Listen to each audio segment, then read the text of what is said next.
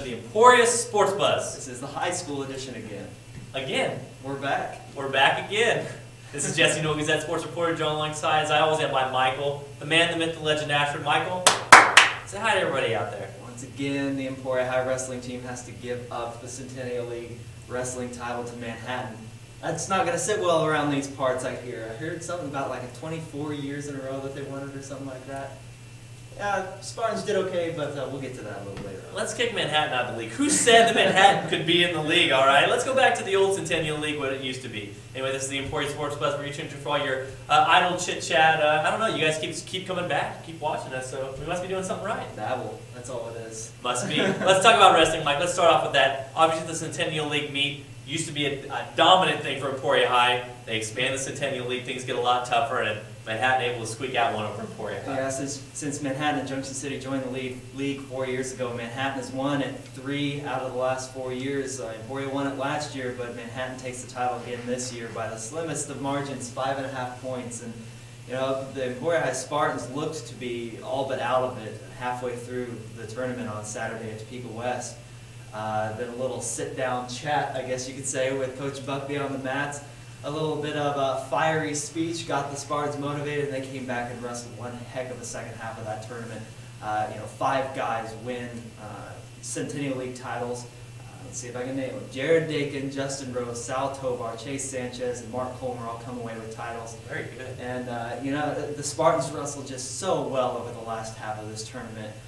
Just couldn't quite overcome a 32-point deficit going into the championship rounds, and Manhattan squeaks out the 5.5-point victory. I joked about it, Mike, but let's be honest with ourselves. Any other time in the Centennial League, back when it was only 6 teams, Emporia High dominates that brand. I mean, they have good enough wrestlers this year to do that, but Manhattan has just come on as of late, and obviously that's a very good program, and Emporia High wrestles, pretty well, pretty good, but Manhattan, towards the end, Emporia wrestles very well. Manhattan just beats them at the end. I mean, Manhattan wrestled well enough to hold on to their title. Well, it certainly didn't help that Emporia did not have a wrestler at 103 pounds. I mean, Tyler Terhune has been injured for the last few weeks, and I just don't have another body to put in there.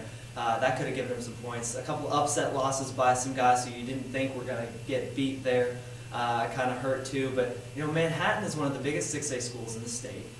They've had a dominating wrestling program for a long, long time. It's just that now that they're in the Centennial League, Emporia High isn't written into that champion spot every single year, and the Spartans are really going to have to work for it as long as Manhattan's in this league. But the Spartans looked very good, and if they can keep up that second half in the regionals this next Saturday down at Valley Center, they'll be fine. I mean, they'll send a lot of guys to state. They'll be right there.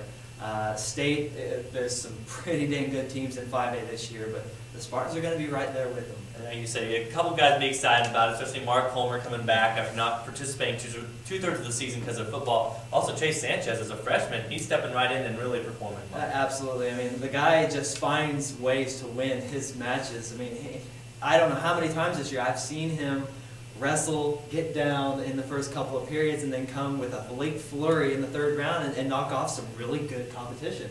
I mean, the Henderson kid from Manhattan that he beat in the title bout on Saturday was the #1 seed, and Chase goes in there, battles right into the third period, and then gets a nice takedown and scores the win there. Chase Sanchez doing a lot of what Mark Colmer did last year as a freshman, just opening some eyes. Let's turn to basketball, Mike. Let's start with the boys first. And I know a really, really impressive victory against Seaman. I know in your story you said Seaman gets a 13-0 run, and they're still not within 20 points of Emporia. That's how well the Spartans played against Seaman up there in Topeka. An absolutely fantastic offensive balance display from the Spartans on Friday against Seaman, especially in the second half. In that third period, the Spartans go 10 of 15 from the field and just obliterate Seaman, 25-11 in that quarter.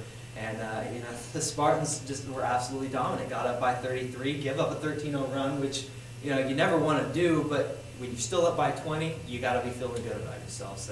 This is the first game all year that all 5 starters for Emporia High were in double figures, led by Kacher Bloomquist, 16. He was in early foul trouble. The coach decides to keep him in there, and he stays out of foul trouble the rest of the way. And he just kind of leads the way there. The Spartans looked fantastic, especially on the offensive end, and really shut down a team in Seaman who has more height, has more size, and you're always going to get that with the Seaman squad. Well, and then let's stop and congratulate them, because right now this is a remarkable turnout for the Spartans. I know they weren't losing to horrible teams. I mean, they were losing some tough competition, but Mike, they're on a flare. I mean, they've lost one game in the past, month and a half, 2 months, and now even that one was a close one. That one was right down to the wire. So really, the Spartans, ever since they kind of switched up the offense, they made a remarkable run here and have a head full of steam heading into regionals and sub-state coming up. They're setting themselves up real nice to get one of the top seeds at sub-state and possibly play their way into the state tournament. I'll tell you right now, from what I'm seeing, the Spartans are playing like a state caliber basketball team,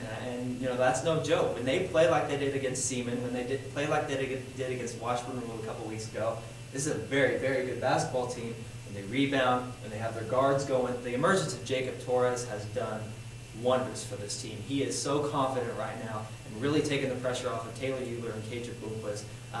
His maturation, like Coach Rick Bloomquist has said, his maturation has led to a lot of this because he now provides yet another dimension for this team. Let's talk real quickly about the girls. They play Seaman. They get a win.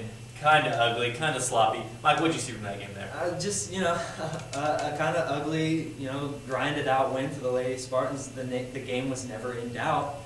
Just kind of an ugly win, and the Lady Spartans have had a couple of those over the last few weeks. But here's the thing about the Lady Spartans: they are good enough. They have the depth, they have the talent, they have the shooters, the rebounders. They're good enough. With the way 5A is this year, this is still a team that has to be factored in when you're talking about teams that can win the state title. Obviously, fourth right now in the Centennial League, but still, that could make you fourth in 5A. It could make you third or second in 5A. And a huge, huge game against Washburn Rule on Tuesday. I mean, Washburn Rule right now is the class of the league at 7-0, and blew out Junction City this last week. And if the Lady Spartans can get a win at home against Washburn Rule, where they haven't been beaten this year, that sets up the Lady Spartans to have a real nice run here towards the end of the season. Well, you say an ugly win, but it was a road victory for the Lady Spartans, the first one of the year for them. So no, not yet. That was at home. Seaman was at home. Well, I'm still looking for it then. Still looking for that.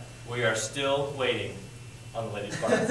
Let's turn real quick to area. I know Opie had a little scare against Northern Heights. They had a big lead and kind of held on, I guess. Well, I covered Opie's 24-point comeback against Madison earlier this year, and sitting through that fourth quarter against Northern Heights this last Thursday, I was having flashbacks, and I think everybody else in that gym was having flashbacks to that game except the reverse. Opie almost gave up a 23-point lead to Northern Heights. Northern Heights is a fantastic team, but Opie finds a way to kind of grind it out there at the end, finally start to handle a little bit of Northern Heights' press, and came up real big. I mean, Cole Kruger, just a dominating force down there. Bradley Argerbright has himself one heck of a game. I'll tell you what, I really like that combo there. Bradley Argerbright and Cole Kruger. Those two are very nice basketball players, complement each other well with the inside-outside game. Regional sub-state coming up quickly this week. Also, I want to talk really quickly about swimming coming up this week. They've got league coming up. They've got state. State coming up. And what can we look for there, Mike? Well, I mean, you got to like what you see out of Aaron Clark and Derek Krause. Derek Krause, the lone Centennial League champion this last weekend in the diving competition. Aaron Clark's one of the better sprinters in the freestyle events that you'll see in the state, and there's a chance that those guys can work themselves into the championship rounds on Saturday. As far as the other events are concerned, they're going to need some pretty heady performances from these guys, particularly in the 200 freestyle relay. I mean, that squad has the potential to do some nice things if the guys keep swimming up to their potential. There's that potential where they just got to go out and do it. We'll see what happens. Postseason coming up. Exciting time of year for everyone. I think that's all we got for this week. For Jesse Newell, Gazette Sports Reporter, and Michael, the man, the myth, legend, Ashford, Gazette Sports Editor, we're going to sign off for the Emporia Sports Buzz. But before we go, Mike, we need some advice for all those kids out there. It's not too late, guys, to buy Valentine chocolates, cards, stuff like that. Get it done. You'll be rewarded. We will just leave it. We'll see you guys next week. Bye.